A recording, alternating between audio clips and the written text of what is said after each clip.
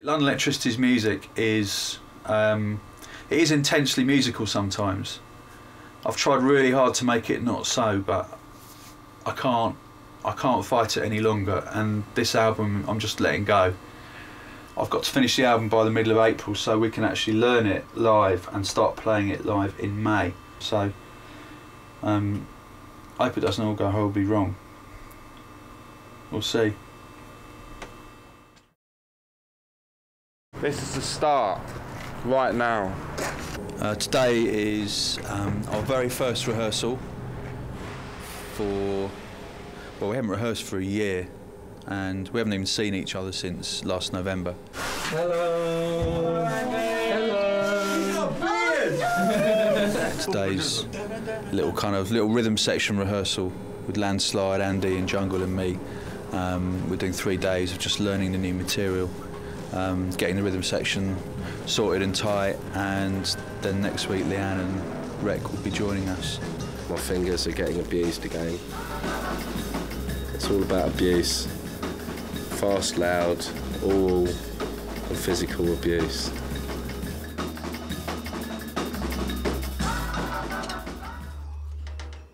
It's our first day of rehearsing, and I mean, we haven't really worked out the structures, but just the feel, I think, is wicked. The longer I play sometimes, the easier it gets, because my body gets warm. But it's playing with that intensity straight off is really fucking, like, it's difficult. The only other time we've really properly rehearsed was in 2003, about February 2003, and it took forever to learn one tune. And it's really easy now. It used to be quite hard. We used to have to spend a lot of time working out sections, getting the feel right, but we've been playing for so long, it's really simple, actually quite frighteningly simple. Because unless you give it everything, it sounds weak. That's like, and you can't, because people use computers, innit, you can't afford the beats to sound weak though, innit, when you're playing it live. This is the jungle drummer playing drums.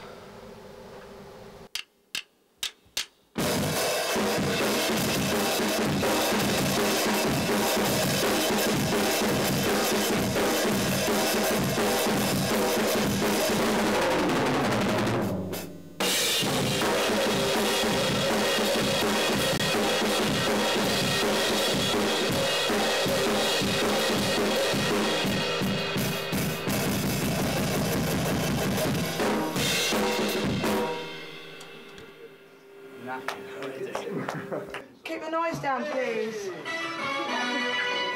Keep the noise down. Hey! It's really, really lovely to see everybody again. It's just like straight back into the insults straight away. There's nothing, you know. Easy. Easy, white boy. Got the whole band back now, which is wicked, all together. And it's just been a nice morning. First rehearsal with the whole band, everybody just kind of getting to know each other again, which took about 3 seconds. Yes, please. Have you been doing your pelvic floor exercises? Yeah. Wrec's singing for the first time. That's his new thing for 2005, is to actually sing rather than just MC. And he's like, he's well brave about it, you know, he's just going for it and doing it. Wicked. I think the album now, this album sounds much better than, I mean, I love the last one, don't get me wrong, the one before, but this album is a different level. Like, it's, hopefully it will take us to another place as well, get to a bigger audience, not just drum and bass. And I think it sounds amazing. Like, you know, it's not just drum and bass tunes, it's proper songs, and that's what it's about. It's taken to another level, and I reckon this album, you know, is the one. Oh, that was dark. That was just really dark. I've just been wearing. That is the dog. Ah! Touch me! Ah! Get off! Get off! No, it's no choice. Oh, he's coming outside. It's the new one. Today, we're doing a photo shoot for the cover artwork of the album.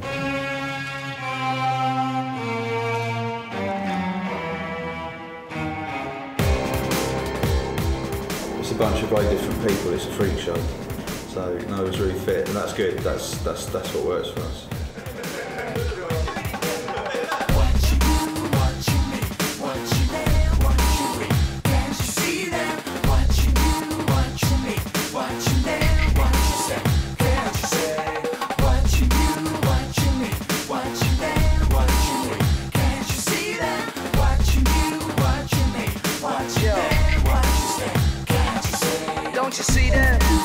see me on my own? Is it my imagination or my paranoid zone? Is it the world we live in the land to be wrong? Yeah, they're watching. I think they're gonna tap my phone like Well done, everybody. Well done, team. Let's go outside and have a split.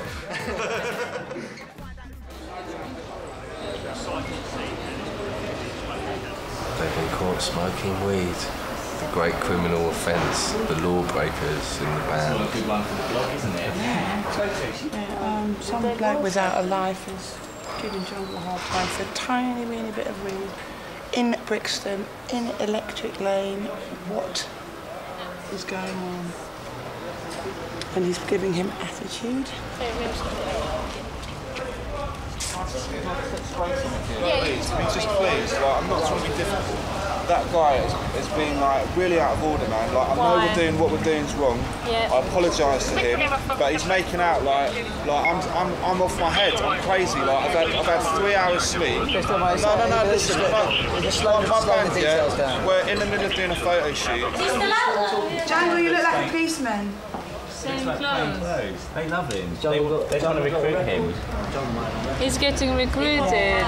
Yeah, he goes, oh, London Elektricity, $1 billion gravy, I got that. You did it? I feel dirty. Policeman's bought $1 billion gravy, that's dirty. You sell to the police.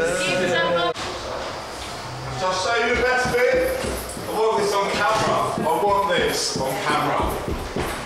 I want this on camera. Come with me. I want this on camera.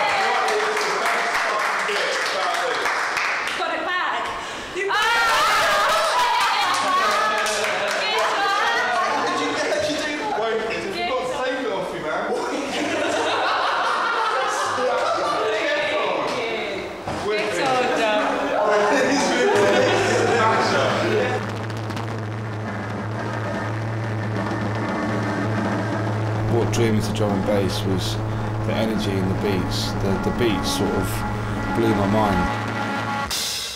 Like when I first heard jungle music, it was like amazing the effect it had. I love that you could go to a rave and there'd be loads of white people, loads of black people, loads of Asian people, from everywhere, and I hadn't really experienced that before. For me, the idea of doing it live, especially working with people like Lianne, who's obviously who she is, and Chris, the tempo he can play, is that we were just going to play fast music, and that's exciting.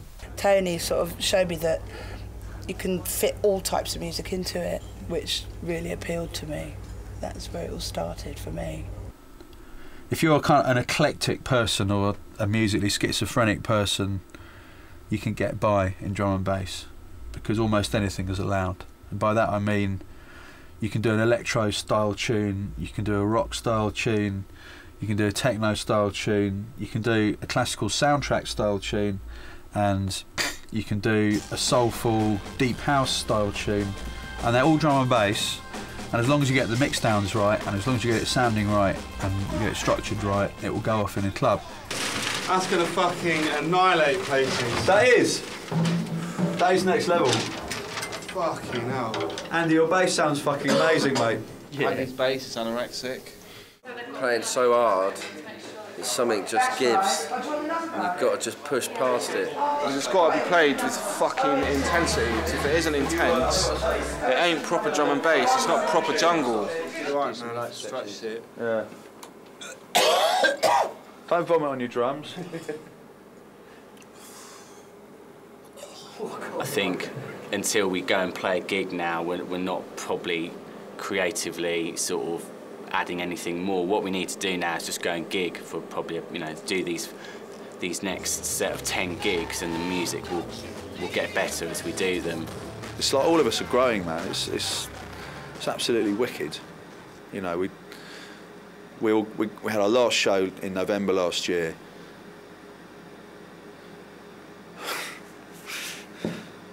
It's pretty fucking emotional, actually. That was really fucking cheesy.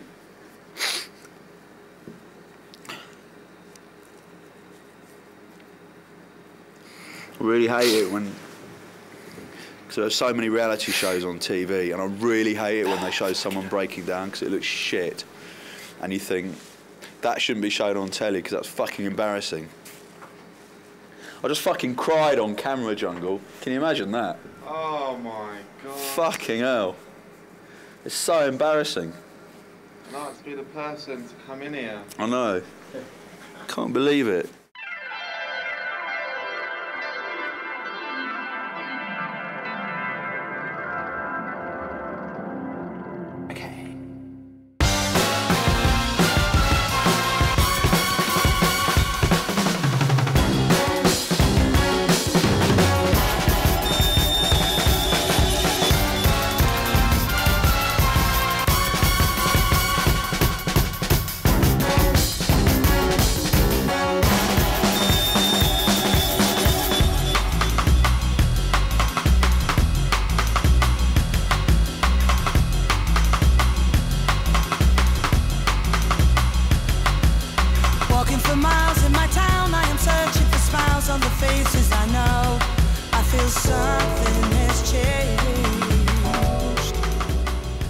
A lot better than I felt yesterday.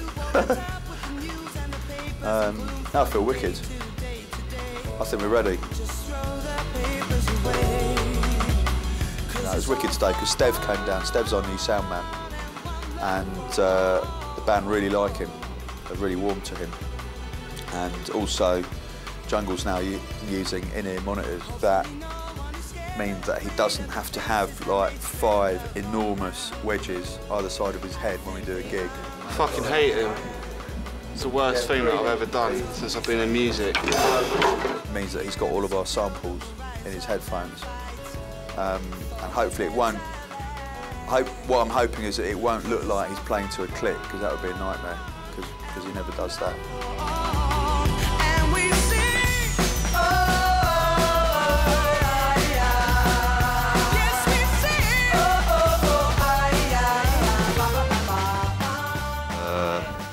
Absolutely amazing last night. As you know, we were very nervous about it, and we didn't know how many people were going to come, and we smashed it. The live show for Hospital, for London Elektricity, you know, you've got all the different elements. You know, the drummer, singer, keyboard, you know, the whole thing, the drumming, the whole thing, the whole musical aspect, and it's so fresh, especially in drum and bass. It's good to see, and there's only a few people that are doing that side of things. So it's great. It's nice to see that. Now, as well, 100% live, that does sometimes mean we encounter technical problems. But it's nice to have a big technical problem at the beginning of the show before we've even started, because that means it's not actually going to interrupt the set. So, Steph, we've got nothing on output 2 from the sampler, mate. I'd like to introduce you all to Steph. He's our new London Elektricity sound man. Say hello to Steph. Hello, Steph. Alright, Steph. Yes, Steph. Hi, What's the matter? What you saying? Alright. Yeah, man, what you saying? It's the first live drum and bass thing I've done. I do sound for drum and bass loads, and I do a lot of live bands, but obviously I don't do any other live drum and bass because there ain't any. That one is very quiet, it seems. Just the one is just a sub. Right. It's just a lower level than the other one slightly. Okay, I'll take down the... Volume is the biggest challenge, getting the volume as loud as you can possibly get it without it breaking up. Because a lot of the time we go on after a DJ, and DJs are playing finished, compressed pieces of music that can be really, really, really loud. And then I've got to try and squeeze a live band up to the same volume. That's the hardest thing about it. 26 channel mix with 4 effects. I think that Stev is very good for our morale, actually. He smashed it. He's just fitted in nicely. Without trying too hard.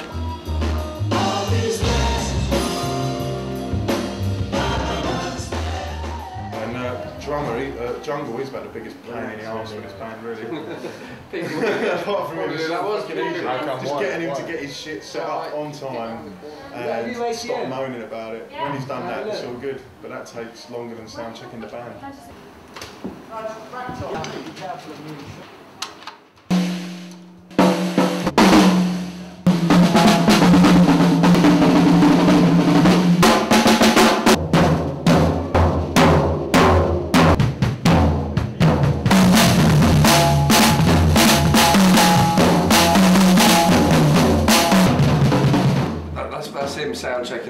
hi-hat? Can you do the hi-hat, please? Can you do the bass drum, please? What's the bass drum? You have a break. 3 minutes of playing and my sound check's done. Unlike you, 2 hours of setting up, half an hour of playing, and then you still play. Enjoy the crap, Andy. There's a job to be done here. Unlike Sam, I actually enjoy playing drum and bass, Andy. I fucking hate Where are you going?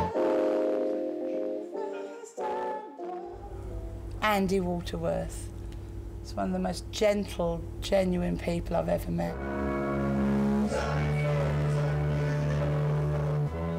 I love him. He's just a big smiler and he's musically and emotionally sensitive to a beautiful degree. Grumpy. Grumpy. Grumpy. We all went through different stages, you know, and I've always been someone who just sort of can see the funny side of things. Spent a lot of time laughing. Andy's one of the three amigos, isn't it? At the back, taking a piss, having a smoke, me, Jungle and Andy. Andy's like a seasoned vet professional. He's been there, he's done that, he's got a t-shirt. He's done Wembley Stadium with Paul Weller, he's done football stadiums in Nairobi, Kenya. He's a seasoned vet, man. There's nothing that Andy's saw with us that he hasn't seen before on the road. You know what I mean? He's done it, man. When he goes on stage, he gives it 110%. And when they're looking around the stage, he's always the guy that's smiling the most and just having a laugh, do you know what I mean? And he's just about the fun of it, do you know what I mean? He really is. He thinks even if you have a shit day, it all counts about the show. You can have a shit day, but if the show's wicked, it kind of makes up for it. Always have my feet firmly placed on the ground and my head in the sky. So I'm stretching between the two worlds. It's a happy medium. It's a deep one, Andy. Do you think that's deep? That's a good one though, isn't it? I just made that up just then. He's my bedroom, godfather to his kids, and yeah, like we've worked with each other for like a few years. Did like Shake Your Body with Shy FX and a couple of different things. We're just waiting for the people who play samples to get their shit together. Yeah, that's how it is, unfortunately. Yeah. See, when you're me or him, we can just get on there and do it. But these keyboard players, they just don't understand. What's the partnership between the drum and the bass? The rhythm section's a bit of a weird one, because me and Andy never actually really talk about what we're gonna do. We never say, right, let's do that bit. We've never done that once in like maybe 200 shows or something. Who leads it? Who leads the rhythm section? I don't know if it's led. I mean, we just encourage each other to have it. Our relationship is different from the others because we like football. Yeah. And the rest of the band don't. They're just fucking like quite old, bitter, resentful people. We like football and WWE wrestling. Yeah. Andy and me have got a really funny relationship because I don't get Andy's jokes most of the time. And sometimes I think he's really taking the piss out of me when he isn't. So I can't read Andy. It's like we realised just now that our song I Don't Understand is actually about my relationship with Andy. To be honest with you, Tony, I'm quite relieved. Yeah? Yeah. It's been a bit hard work for me, to be honest. Is that all you can? Is that all of you can all say that? Just that you're relieved and after all this time? It's supposed to be like a big shot. He's very patient as well because some of the tunes there isn't room for him to express himself because he has to hold down a rolling bass line, and also some of the tunes I double up on bass, and that means that the sound is so big that you can't tell if you're in the crowd whether it's me playing the samples or Andy playing, and it must be a bit frustrating for him. So he's really patient, but then there's other tunes where he can really just shine. I love his playing. It's amazing. I just think it's so rich and warm, and then it can hit you right in the what's-its, If you're playing live with no click and no backing track, then things change and you can push things. So things did get faster because it's drum and bass. music. I mean, it was just, you know, it is drum-led in a way because the drums are so busy. But the bass has just got to hold it down. Hold it down, keep it heavy.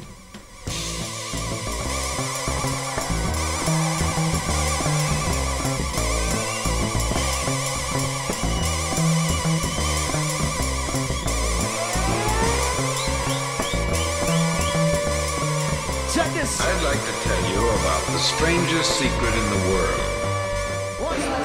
Yeah, tonight, second night in the Jazz Cafe, 4th gig with the new set, and we cracked it all apart from one tune. But that's not bad after 4 gigs. It was a spin out, bro. It was a spin out. I'm like, that's the first time I've actually watched the show. It was just like, it was a bit deep, man. Just like hearing stuff that I didn't know at all, and other stuff that I knew, like the back of my fucking hand. Just like, what am I really watching here? It's just like, it was deep, man. It was deep. Do you miss not being with them anymore? Oh, fuck yeah. Fuck yeah. I ain't no secret of that. Everybody knows that. It's mad, just, you know, I went around giving hugs and shit to everybody when I see them and stuff. You know, man. I miss it. Definitely. They're not all insane, man. They're all fucking nuts, bro. But that's cool, because I'm mad too.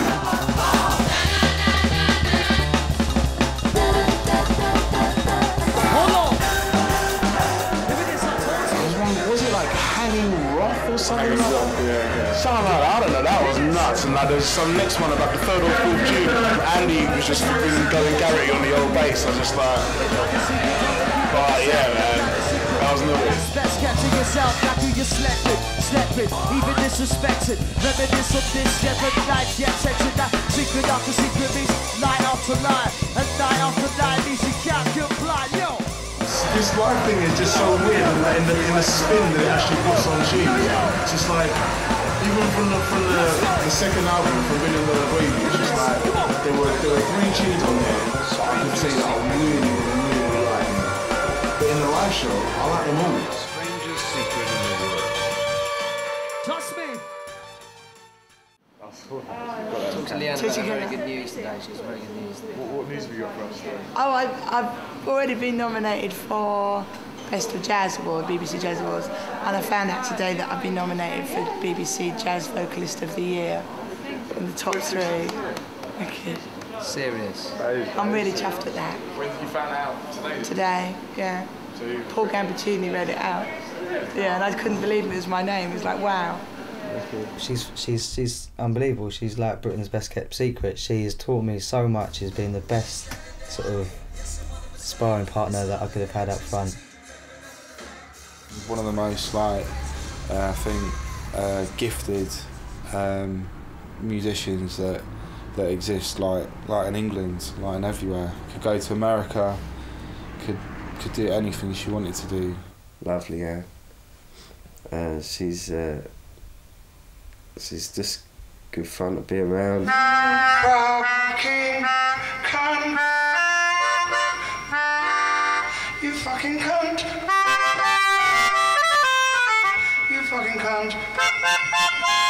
You fucking. Just being able to watch what she does, listen to her sing, watch her play the keyboards has always been a unique experience.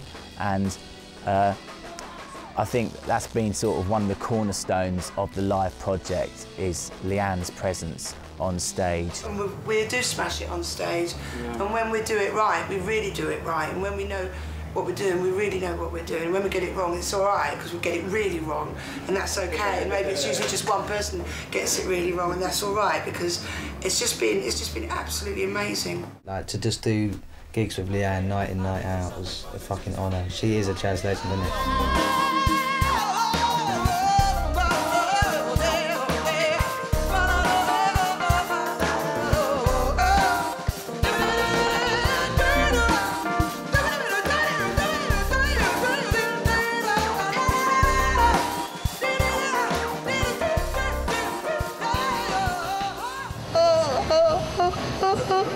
As you can hear, the voice is in fine fettle. Just since I did Ronnie Scott's in April, I lost 2 octaves. Like, la la la la.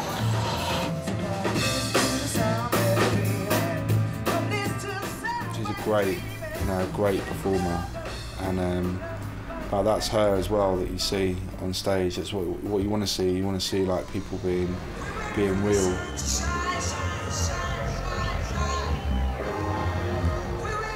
I'm constantly amazed that, kind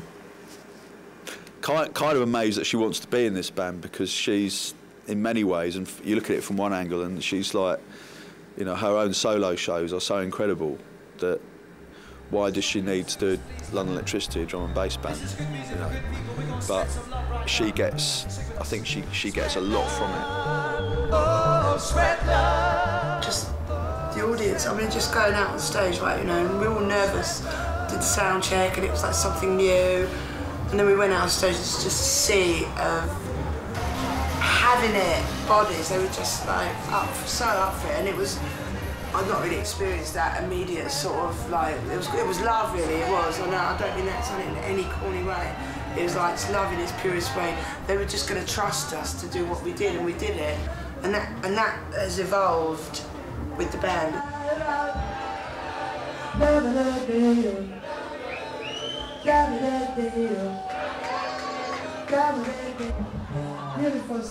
She's like so young inside, it's fucking brilliant, and she's got like a mad aura about her. She's totally different. When Lianne walks in the room, it just sort of changes the room. I'm getting a little cheesy, Lianne. If you're watching this, you'll be like, oh. Thank God, she loves it. You know, she absolutely loves doing it. There would be no LE without Lianne. No, I'm premenstrual. Wicked. Look out. Look out, premenstrual's about. Wicked. But where have we been recently? Were we abroad? Oh, we went to Austria. Aberdeen was fantastic because we were so tired. We were really, really tired. We were sleep deprived, and it was like one of my favourite gigs we've ever done. It was just one of my favourite gigs. I loved it. Really good. We were all so tired, and there was no energy in anyone, and we were all a bit, almost everyone was a little bit tearful almost because we were so tired. That day we got up about 4 in the morning on a Thursday to go to Vienna. Like, had really early flights in Vienna from like 9 in the morning, had a bit of sleep, and then that was it on the Friday. Did a show, like did a gig, left the venue, went to the fucking airport, then waited in Heathrow for 6.5 hours to get a plane, then went to Aberdeen, then sound checked, then had no sleep, then did a gig, and like, it was a really good show, man. It was just all of a sudden a big love with the band, you know? We all trusted each other and fell on each other, and we just did a really energised gig. I don't know where it came from, and then it... Like, let out a lot of tension, a lot of tiredness, and it was really quick, and yeah, it just was a wicked show. And I've got no recollection of it whatsoever. I know that we did it. I don't remember anything about it. I immediately then went off to America after we got back from Wrexham for a week, and then I got off the plane this morning from Washington to come here. It does take it out of you, man. It's fucking drum and bass, and it's got faster since like last year, and the travelling, like, and having about 3 hours sleep, and everything that comes with it. It's amazing though, man. And that's the thing, when you're not actually on the road or whatever, you're not performing, that's when it all seems to come out. When you're performing, like, and you're tired, it's adrenaline that gets you through everything. Landslide's pregnant, and he's going to give birth at any time, actually. So could happen today. I'm going to have a baby. As you can see, I'm quite pregnant, and I'm due about July the 3rd. So, being a responsible parent, I have got Michael in to cover me as a dep, and Michael will be doing the next 4 gigs, including Italy, Glastonbury, Exeter and Montreux. Who is Michael Bunce? That's the name of a book, isn't it? Who is Michael Bunce? Who is that now? Michael Bunce is a kind of like clone of Landslide. So I'm here tonight. This is Michael's first rehearsal with the band. He's never played with the band before. Sorry, Michael. You have to watch it all.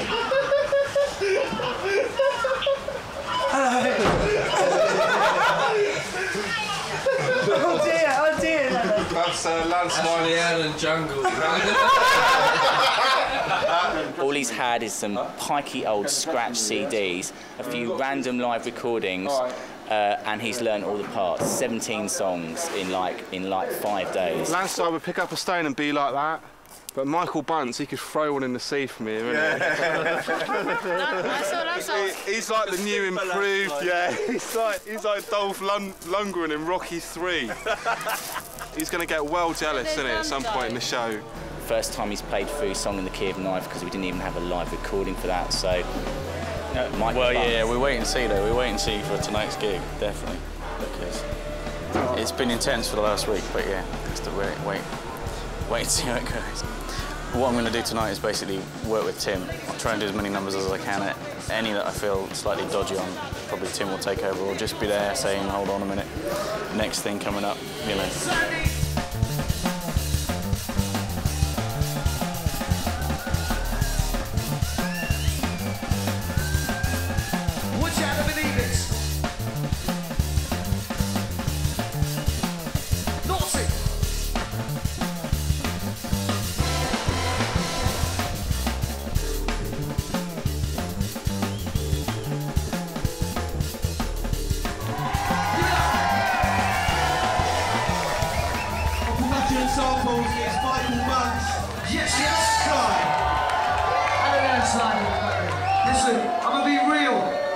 Made more noise than that. If you want one more tune, make some fucking noise right now, bro.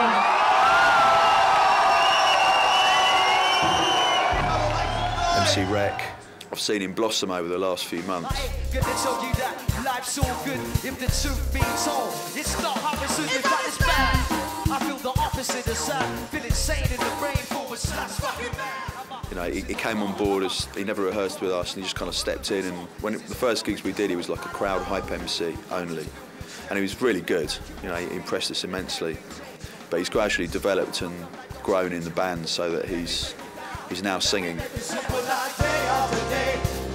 But he's coming into the rehearsal studio, getting on the mic. We're all there. He's not fazed by the fact that, you know, we've all got a lot of musical years behind us. Because I mean, like, there's like, he's 27 or something, I'm 41, it's like age difference, and there's like, you do get stigma with people in every type of music, whether it's drum and bass or jazz or anything, and it's like, oh, you're a bit old for that, or you're a bit... And it's like, fuck it, man, I don't give a shit. Never seen one of those before in my life. He's an amazing vibe MC. He's the fucking bomb, isn't it? He really connects with crowds. Like, I haven't seen that many MCs have that kind of interaction with crowd.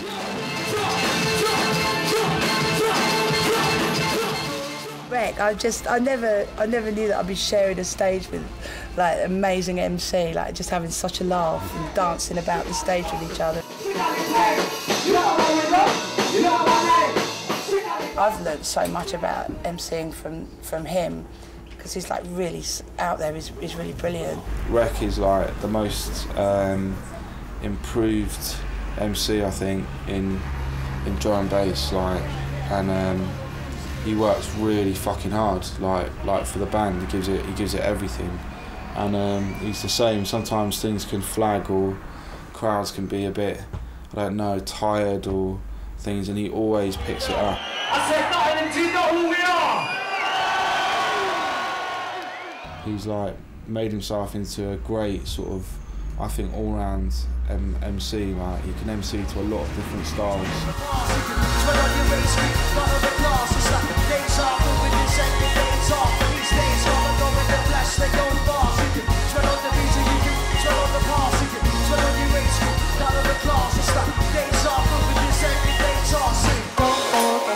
I brought my sort of hip-hop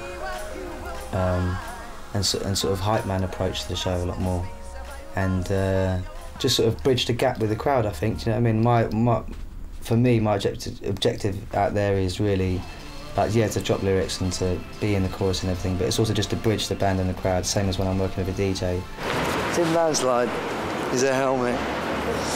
At least I have a helmet. John's smooth all round like Action Man. Spent many hours insulting each other, which has all been part of the humour, And yeah, I've got a lot of time for John. He's a very funny bloke.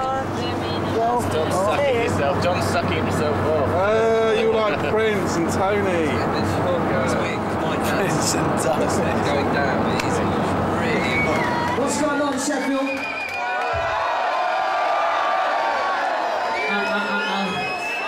Sheffield Tuesday Club, what's going on? Are we happy, people?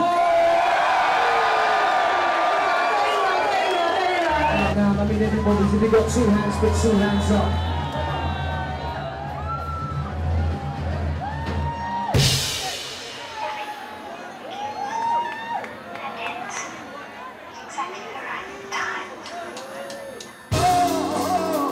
Let me see them hands up right now, somebody.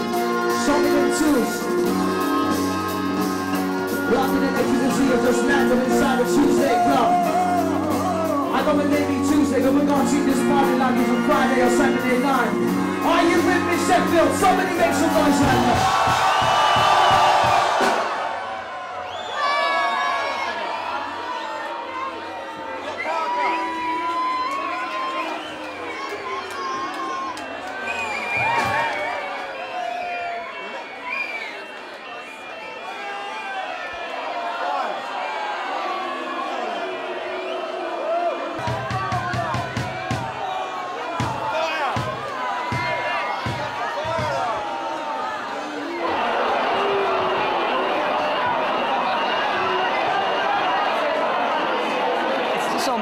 Shit right here, some fire alarm shit. There's not even a fire in the building, but because of little regulations, everyone's got to get out. It's bullshit. I'm not in it. Stay back here for now.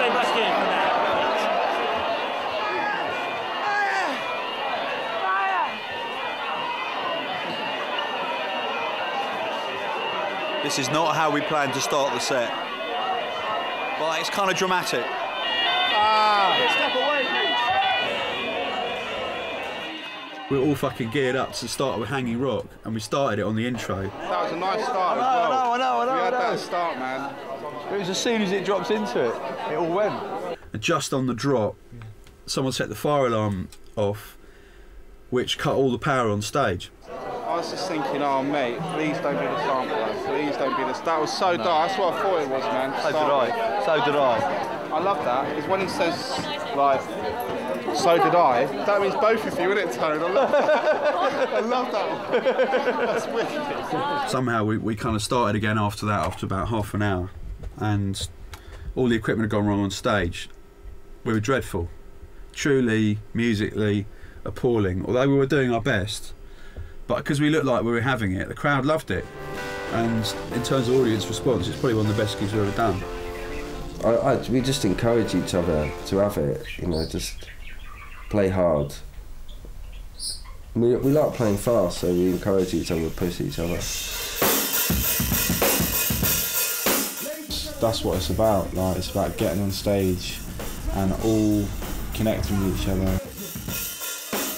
And it's great, like, everyone in the band encourages each other's like own musical performance. When someone plays well, like, everyone knows it, we know it, and we play with each other. Give me a hip hop beat. Give me a hip hop beat. Put your hands up, sing it down. We'll look after each other on stage and hope that the audience do too. So when you see that happening, that's amazing. Straight jungle go faster. Straight jungle go faster.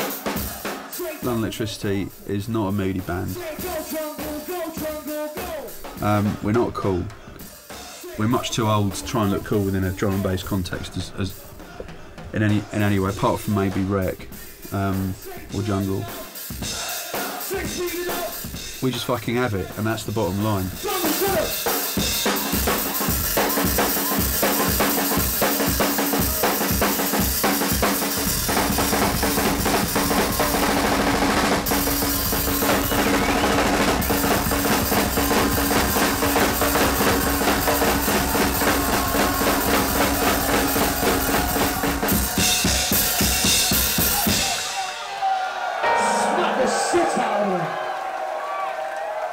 Ladies and gentlemen, give it up. Jungle drummer inside the place. Nobody can touch him. Nobody like it. To watch him is nuts. Unfortunately, I face that way when we're playing and he's behind me and I can't see a lot of the stuff he's doing, but you know what I mean, just when I'm in rehearsal and I'm standing next to him and I'm watching him and I'm just like, you know what I mean, I don't understand how it's possible to have that much coordination at that speed, to be able to think that quickly, do those things, and physically as well. Like, he's not fit, innit? You know, he's not like an athlete, he doesn't go jogging jungle. Sometimes can't believe how fast that guy can play. Just hits him so hard as well. Terrifying drummer. Terrifying. He's aggy, he's aggressive on stage. He ain't like any other drummer that I've ever seen or worked with. He's a unique drummer, he doesn't play like any other drummer, and it's been just a real privilege to watch him play and to watch him evolve and develop, and he is an amazing talent.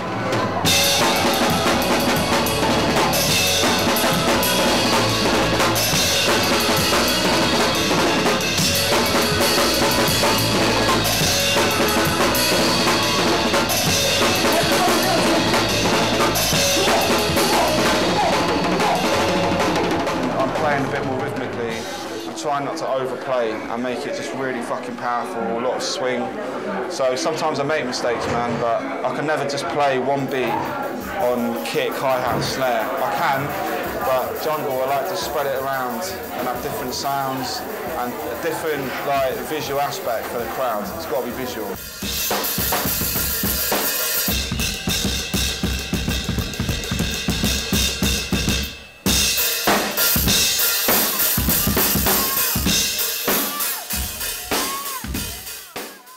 Can't deal with performing badly. Like I can't stand it. Man, I tried my best, man. I just couldn't fucking shit, man. I just couldn't even remember. It fucks with me for days afterwards, and I think I bring what I brought to the band was in a way like in some respects a bit of paranoia. That was the fucking hardest show, man. I've ever done. Because I was constantly didn't want to let people down, didn't want to let myself down. I'm sorry, man, I just couldn't. No, don't, man, don't apologise, that'd be stupid. Fuck me. Go on, George, ask me a stupid question like, are you tired? Yes, George, I'm fucking knackered. Like it's taxing on the body, but I mean that's what makes it a bit of a buzz in a sort of sick way, like the pain. Oh, thank you. Oh, Chris, why don't you ask him if you can go into the office and get changed? Yeah, Leo, go and sort out the office. Need someone to change. And sort that out before he dies. Yeah. Mate, sit down. Yeah, no, that's just I've got a lot of men to play with this time.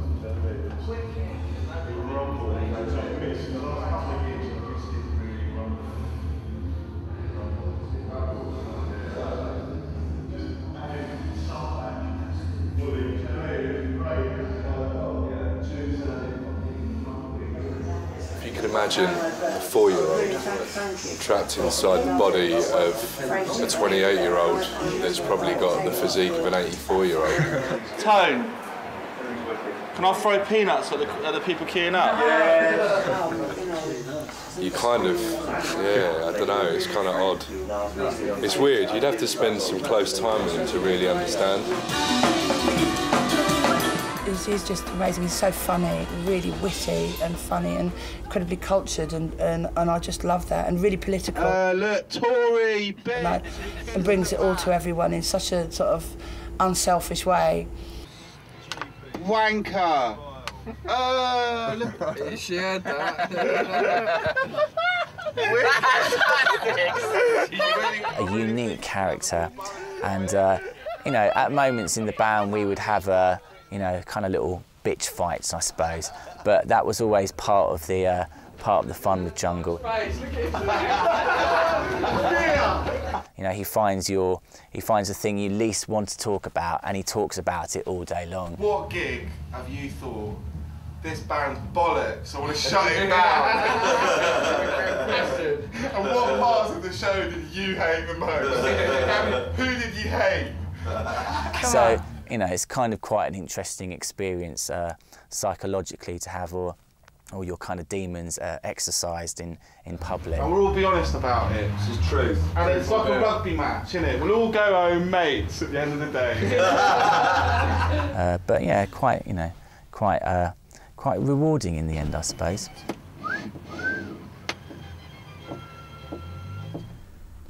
I do some him up, like he's stiffing, isn't he? Last night, we all got it wrong. We've got to go on stage tonight, enjoy it, positive tone. One gig, no pressure. If we're nervous, we will make mistakes. That's what I'm saying, Tone. To go on stage with a... Hello? Lee. Oh mate, I'm right in the middle of like a deep one. It's a 2-hour set, Tone. That's what I'm saying. We have to have a little bit of time at the end of a tune just to fucking sometimes take a few deep breaths, man, because we're doing everything so quick. No, yeah, like, especially for you. Yeah, just like a little bit of a breather. About like track 8, track 7, track 8, I'm going to introduce the band. Because that takes about 3 minutes and that'll give Jungle a little We need rest. to waste time, Tone, so we can have a little bit of a breather. That's what I'm saying, Tone. That's what this whole team's building up to. We need to waste some breaks. I have to feel like shit before I perform. I have to like beat myself up, talk to myself in order to do a good show, because I think when you get overconfident, you're not the same performer.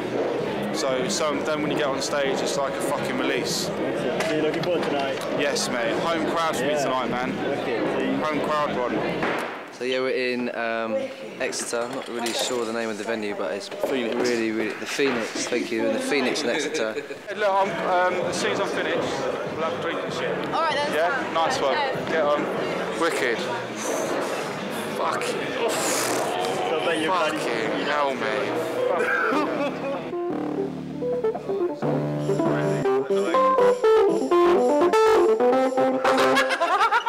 Doing a little gig tonight. Cleveland Watkins and Machifa down. Nicky Black Market. Rodney P's supposed to show up. And yeah, it should be alright. And then we've got a little hectic drive to London for Fabric. Got to be there at 3 o'clock. So as long as we don't crash, should be a good night. London Elektricity, chart dancing.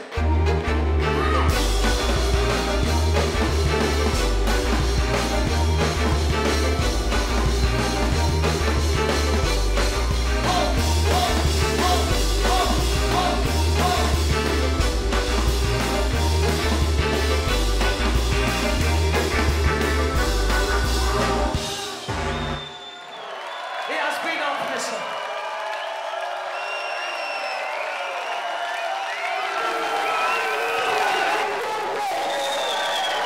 I think I had literally something like 2¼ hours or something to get from Exeter to Fabric in Shoreditch. It was organised pretty well because I was outside with the engine running in the car already. Shit, where's I? Rushed outside, got in the car, and it was like a little getaway vibe. Let's go, let's go, let's go.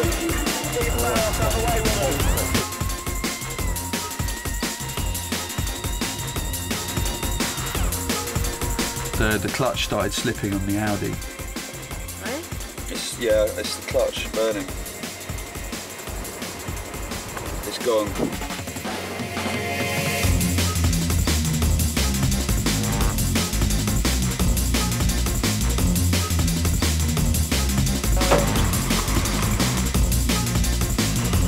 Somehow we got there just in time. In fact, I think I was about 20 minutes early.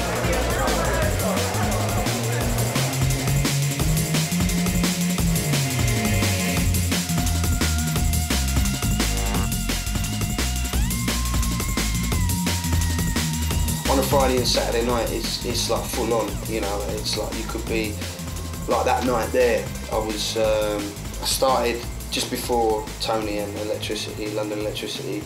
I started in Exeter, then went up to Milton Keynes, and I finished late in Hastings. So I did a little bit of travelling that night. Yeah. Who was driving that night? Me. It was just me, myself, and I that night. a few Red Bulls. He must have been doing like 150 miles an hour between each of those gigs to make that. But that's Nicky. He'll do that 2 nights every week. He'll do that Friday and Saturday every weekend. Tony, I see, like myself, as a bit of a workhorse and a workaholic, you know, which I can't see. A bit of work didn't kill anybody, you know. I could see it as a good thing, especially running the label. He's out on road DJing and the live thing as well, you know, selling records as well. The whole thing, you know, it's all part and parcel of the whole thing, you know, the whole circle of the music thing. Good. Tony, really hard working, one of the most like hard working people out there. Tony, the boss, Sergeant Mustards. Yeah, Tony, like, fucking hell, hats off to him, because he made it all happen, and he did something that no one else has ever done, and make a drum and bass band fully live. And I think to have the balls to do that, and to do it well, and to sort of not be satisfied until it's firing, and to keep that sort of commitment and drive and sort of passion for it is to be credited. Do you know what I mean? Like, real enthusiastic guy. So I mean, he's done a lot. Done a lot of. You've got to give him credit for all the shit that he's done as well in the past, and all the people that he kind of encourages and stuff. I mean, he's dogmatic. He just goes at it. And if he believes in something, he believes in it. Tony is just like, I've known him for about 10 years now, and he sort of gave me the opportunity to be in this band, and he's just like, his vision of music is that big, it's amazing, and he just sort of lives it. He lives music, and he's great. He's a laugh, and he's really strict with us sometimes. Yeah. All right, mate? Yeah. Cheers. You're allowed to. He can be as gentle as he can be harsh, you know. Okay, that's nice to meet you. I've got a DVD and everything. Oh, wicked. Yeah. Nice one, mate. It's got fucking Sheffield University on it as well, hasn't it? 2 tracks. Yeah. Like, Yeah. different drum and Yeah.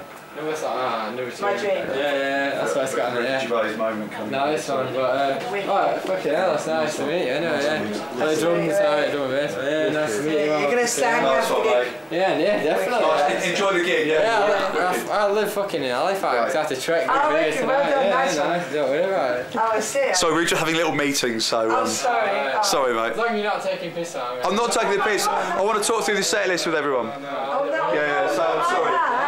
We've had, Oh, shit, man, we've had a no. really stressful sound check. It's been 4-hour sound check. Yeah. 4-hour sound check? Yeah. Fucking hell, it doesn't sound too pleasant to me. Fucking hell.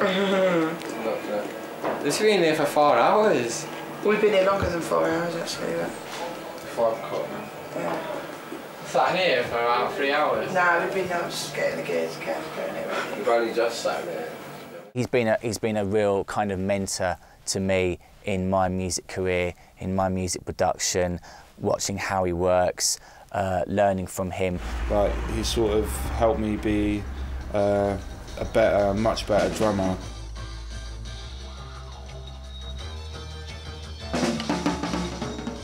From a raging bull into sort of I think I said this before, but it's definitely true that musically he sort of enabled me to be a better musician and a better drummer. It's the most tired I've felt for ages, yeah. That means that you want to learn. You could just lose it any minute.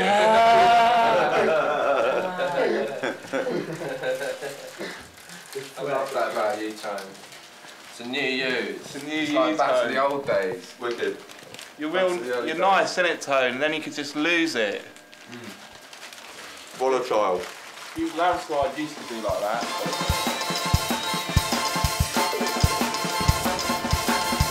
Got that inside of me, inside the place, so that just me, big things.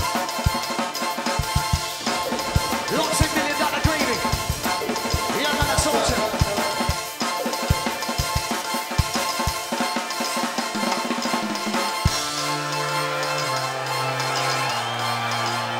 There's never been any shortage of motivation. I mean, you don't need it. It's kind of self-fulfilling. It's like as soon as we meet up at an airport or we meet up here to get in the van, that's it. We're having a laugh. We're nice. We're all together. There's no ego issues with London Elektricity. I love you.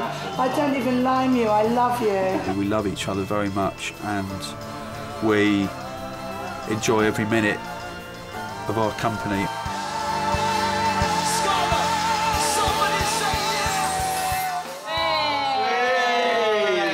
Who's still standing? Oh, you're the best.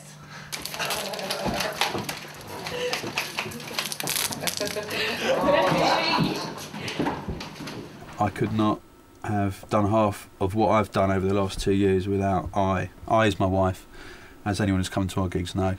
She's been more than a rock to me. She's been part of me in all of this. She's come to nearly every gig. She's been running the hospital merchandise shop, but it's more than that. The moral support, the love. She's dedicated her life to hospital and to London Elektricity. Little stash there. The one for later. In London Elektricity, the Water Pistols fulfil several roles, the primary one of which is stress relief. Very effective. Oh, right. Working hard. Why are you deciding to film now? Yeah. Give us a fucking hour. That's exactly what I was saying. I was trying to persuade them not to film now.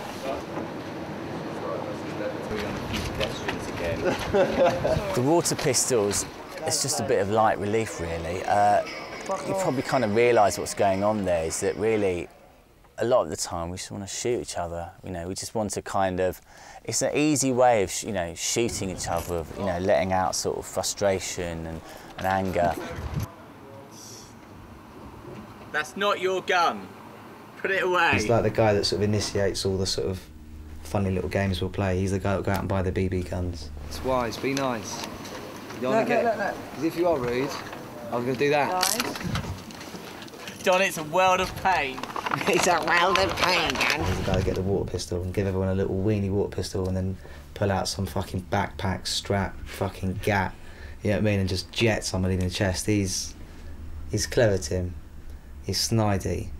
Clever, you got to watch him, but he's funny, lovely guy, mate. One of the unique things about this band is that no one's been able to hide behind any sort of airs or graces or put up any sort of projection of their persona or personality. It's all been stripped away and beaten until you've got nothing left. But that's been part of the experience, you know. It reminds me of that kind of golden time when you have a set of really good friends when you're at school and you go out all the time and you have a laugh and you insult each other but you love each other. The law of the jungle is by far the oldest law. Landslide. It's just amazing. I mean, his brain, I don't know how he controls it all. Just what he does and his musical knowledge. When we've had chats like away from the stage, you know, and he talks about things harmonically and rhythmically because he teaches as well. He's like lecturer.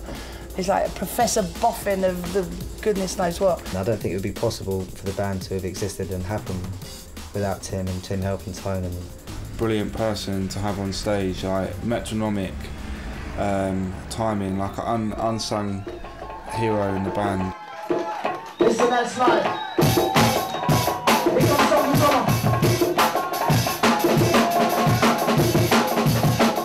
Like the improvisation sort of sometimes can come from Tim because he's like the backbone with what he does with the samples along the tone.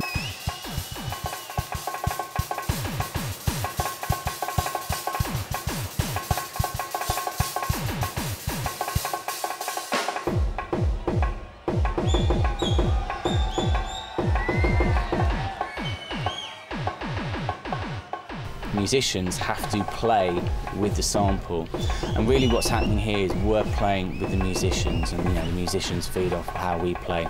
So it's a live dynamic in that sense.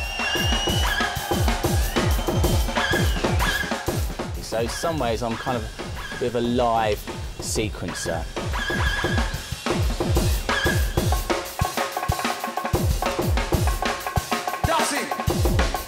Scala, make some noise for Mr Landslide, please.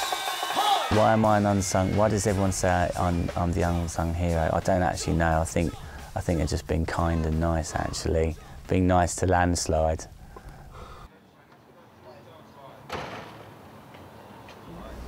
So, I mean, a while ago you were nominated for some BBC Jazz Awards. I was, Could you tell us the whole story behind? Well, I was playing here in Ronnie's actually last April, I think it was. I got a phone call from the BBC saying, "Oh, you've been nominated for Best of Jazz Award on the BBC Jazz Awards." And then later on, I found out at the launch that I'd also been nominated for Jazz Vocalist of the Year, which is like mega for me. That was nice. I really, I know people say that. I genuinely didn't think I stood a chance of winning either award. I wasn't really that bothered either. It was just like, oh God, I can't believe I'm going to say this. That nice to be nominated, shit. You know what I'm saying? But it's like, it was, and I was more nervous about the fact that I had to sing one of my own songs with Guy Barker Big Band behind me. That was like a real treat for me, and I was more worried about that.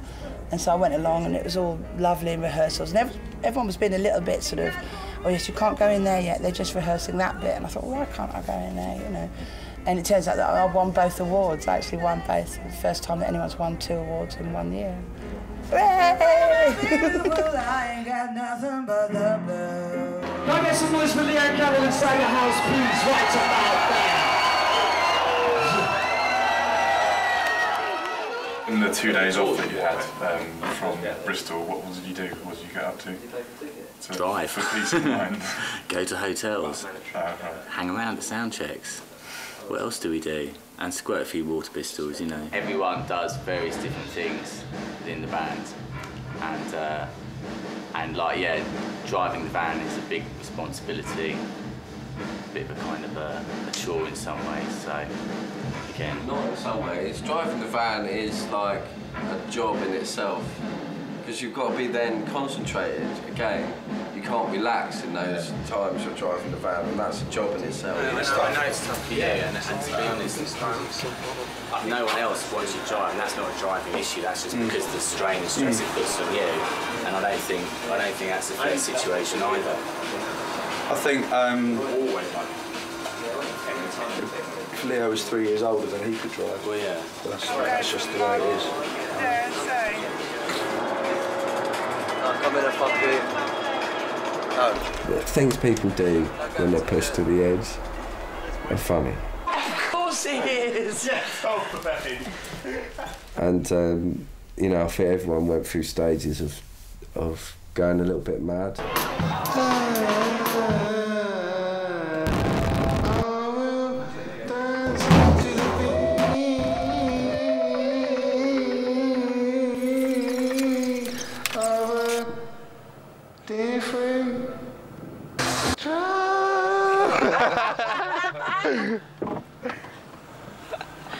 You're not really in touch with what's going on. You know, your mates know you're away, so you're not getting so many calls. You're living in a bubble, and it's like emotionally sort of quite intense. I mean, I had the whole fucking set and nothing on my monitor. Do you know what I mean? I'm fucking pissed off. Really? He wouldn't turn it up. Bust my voice for it, you know what I mean? I'm fucking pissed off. But the cool thing with the band is everyone knows each other so well, in and out, that they kind of know when someone's having a down day, just let them chill and have a bit of me time. You deserve to have that moment, though, because you really did. You were completely brilliant in the face of adversity, man. Honestly, I'll be honest, your space. That was your space to spaz out. Don't fucking do it again. Somewhere, fuck's sake. You really are spinning me out today. You know what I mean? What has happened to you?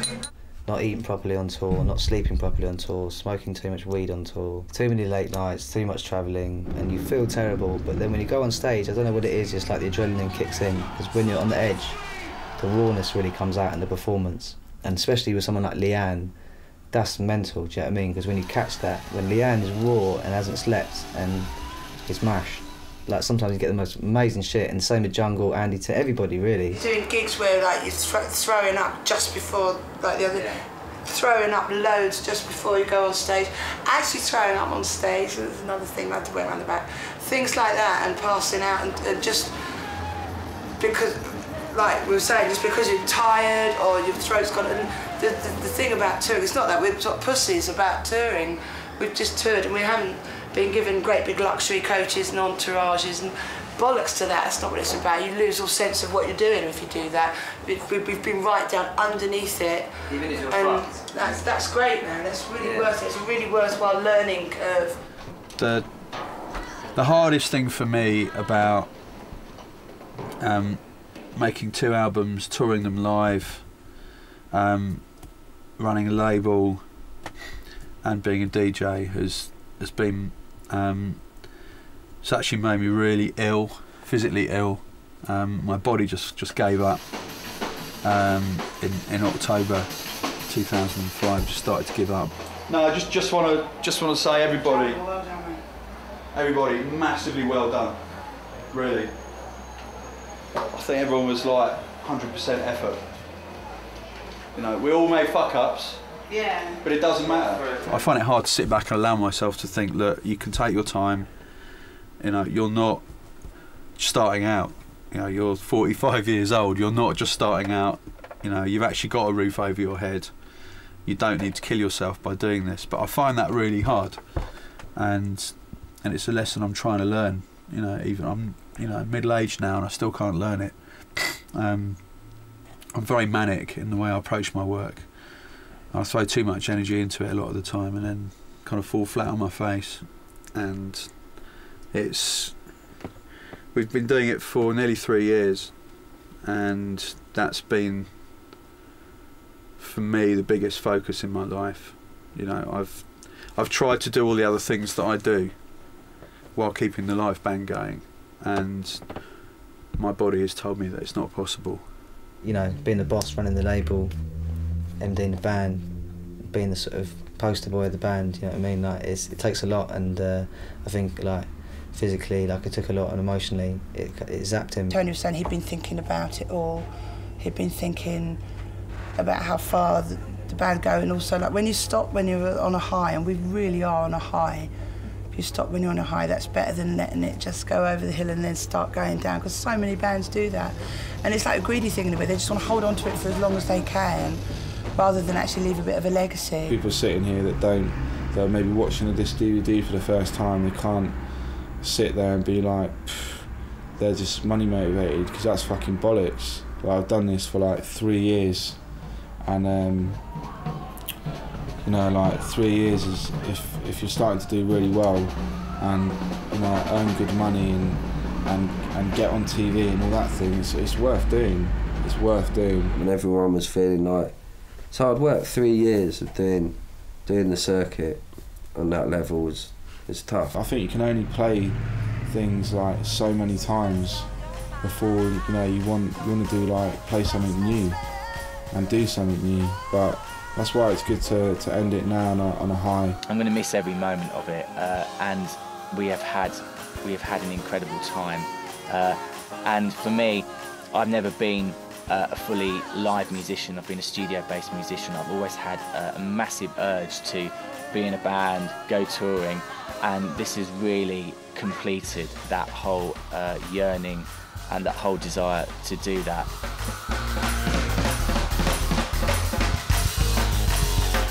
It has just been my life. It's been like a mental journey, and you know, a massive thing to be a part of. Big up to everyone who came along for the ride and just, you know, got into it. And I would just say to them, innit, thank you, you know what I mean? It's been an absolute pleasure. If there was anything you could say to the band, to London Elektricity now, what would you say? Oh, put the kettle on. I'll be round for all of you. Yeah, look out. You know, I'll be stalking you all. And thank you very much. Oh, don't do that to me. Fuck. No. Yeah, I didn't know you were going to answer that one. Yeah, you'll fuck off. That's what you can do. I'm sorry I wasn't a bundle of laughs all the time. And I should have shone a bit more, I know that, but it's been wicked. It's been absolutely wicked. It has been the best 2 years of my life, and to share them with you has been absolutely amazing.